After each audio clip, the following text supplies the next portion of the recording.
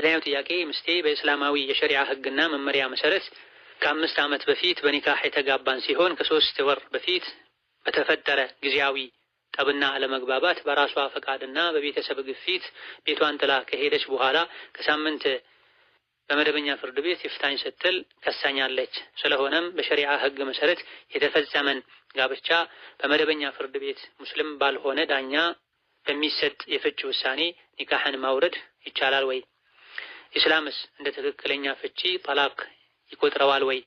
በጉዳዩ ላይ በኢንተርኔት ዳሰሳ በርካታ የውጭ ሀገር ዑለሞች ከላይ የጠቀሱትን የፍች አይነት በእስላም ህጋዊነትም ሆነ ተቀባይነት የሌለው ስለመሆኑ የሰጡትን ፈትዋዎች በመመልከቴ ነው።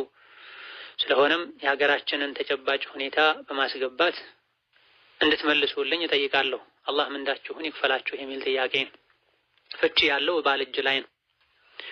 ባል ያለ በቂ ምክንያት አልፈታም ካለ ወይም ካልተገኘ መደረግ ያለበት ሁሉ ተደርጎ ጉዳዩ ወደ ሸሪዓ ፍርድ ቤት ተካሄዶ ባልን ወክሎ ኒካህ የሚያወርደው ህጋዊ እውቅና ያለው የሸሪዓ ፍርድ ቤት ዳኛ ነው። ሙስሊም ያልሆነ ዳኛ ሙስሊም ላይ ኒካህ የማውረድ ኒካህ የማሰር ስልጣን የለው። ላ ዊላየተ ሊካፊሪን ዐላ ሙስሊም ተብሏል። ሙስሊም ካፍር ላይ እንደዚህ አይነት ነገር ላይ ስልጣን የለው። ሙስሊም ካፍር ላይ ስልጣን የለው። ካፍር ሙስሊም ላይ ስልጣን የለው።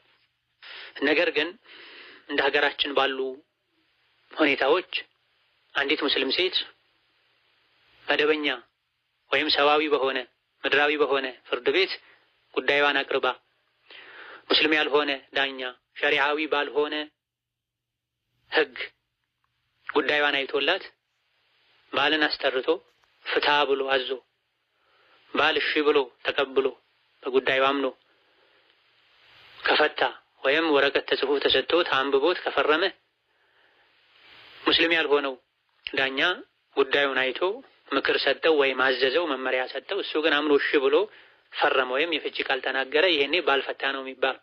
ነገር ግን ባል ሳያምንበት አስገድደው ፈትቻለሁ ቢል ወይም ደግሞ ቢፈርም አሊያ ደግሞ ባል ሳይገኝ ሙስሊም ያልሆነ ዳኛ አሊያ ደግሞ ከሸሪዓ ፍርድ ቤት ውጪ ያሉ ምድራዊ ሰዋዊ ፍርድ ቤቶች ላይ ህጎች ላይ ካፍር ኒካሁን አውርጃለሁ ቢል ኒካሁ አይወርድም።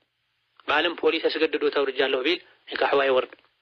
በሸሪዓው መሰረት በሽምግልና ተካሂዶ መፍታት ሸሪዓውን በጠበቀ መልኩ መፈታት ባለበት መንገድ ነው ሴት ልጅ ልትፈታ የሚገባው። ኢንተርኔት ላይ ፈትዋ ማግኘትን በተመለከተ ከፍተኛ ጥንቃቄ ያስፈልገዋል። ታዋቂ ከሆኑ ዑለሞች ትክክለኛ ኢንተርኔት አድራሻ ዌብሳይት ካልሆነ በስተቀር ኢንተርኔት ላይ ገብቶ ሰርች አድርጎ ፈትዋ አገኘሁ አይባልም። ማንነቱ ማይታወቅ ፈትዋ የሚለቅሰው ሊኖር ይችላል። በልዩ ሁኔታ የተሰጠ ፈትዋ ሊሆን ይችላል። ከኔ ክስተት ጋር ይገናኛል አይገናኝም የሚለውን ማጣራት ያስፈልገዋል። በጣም የማግራራት ችግር ያለባቸው ሸሪዓው ከሚፈቅደው በላይ ማግራራት ላይ ርቀው የሚሄዱ ሰዎች የሚሰጡት ፈትዋ ሊኖር ይችላልና